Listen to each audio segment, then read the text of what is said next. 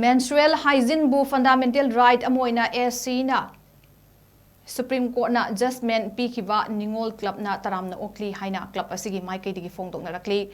Club asigi maikay digi presta fongdorakpagi matung ina Supreme Court of India da January gi tarik 13 da takiba historic oiba judgment haibadi menstrual health asi right to life ka tana thanaba yadraba nupi macha oibi singi hak amani masi yamna maru oiba fundamental right ama oidiba right to life amadi right to education gi saruk amani haina lauthokiba asida yamna harawi amadi masina nupi macha oibi kyabu khudong cha daba kayandagi kallagani Manipur lengakna Department of Education as Government of Manipur da Supreme Court na pidi ba akaknaba matam haibadi tha ahumgi manungda court ki direction sing adu thabak oina pangthoknaba haikibadu Manipur da su chapchana thabak oina pangthokpiduna nupi macha singna thengnari ba khudong cha daba sing asi koknaba thabak paikhat piu haina club asigi maikei digi appeal tawrakli loinana club asina su menstrual hygiene gi maramda miyamda hena wakhal tahanaba mass rally awareness program camera meeting amadi poster campaign kya pangthoktuna lakli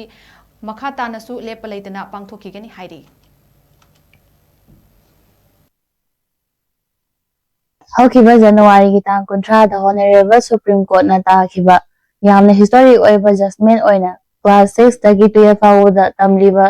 mahiro nupi macha sing asida free the sanitary pad khanghanaba amadi tonganba toilet lehanaba masige manung chana menstrual hygiene asi fundamental right ama oina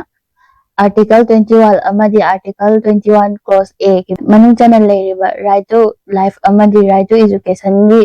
Saruk amani haina judgment pibirakpa asi Ningol Club ki maikaidagi taram nokchabaga loinana harauba phongdokjari masida Manipur lengakna maru oina education as na Honorable Supreme Court na pirakliba judgment asi athuba matamda thabak to onthokpiraknaba Ningol Club ki maikaidagi pukning chingsinjari Honorable Supreme Court na tha ahumgi manungda thabak to onthoknaba haina rai tari Manipur lengakna su nupi macha sing asida thengnariba khudongchadabasing haibadi thagi khongkap lakpa matamda sanitary pad leiba ngamjadaba loinana thagi khongkap lakpa matamda masada ikaijaba hangoijaba phawbadagi school chatningaktaba phawba yawba maram asina mahi masing tambada akaiba oirakpa ikaijabadagi thokiba phawba yawdaba nate haibasing asi Manipur lengakna lumna lawiduna tha ahumgi manungda thabak to onthoknaba Honorable Supreme Court na pirakliba judgment asida Manipur lengakna su matam chana thabak ta paikhat piraknaba haina Ningol Club ki maikaidagi pukning chingsinjari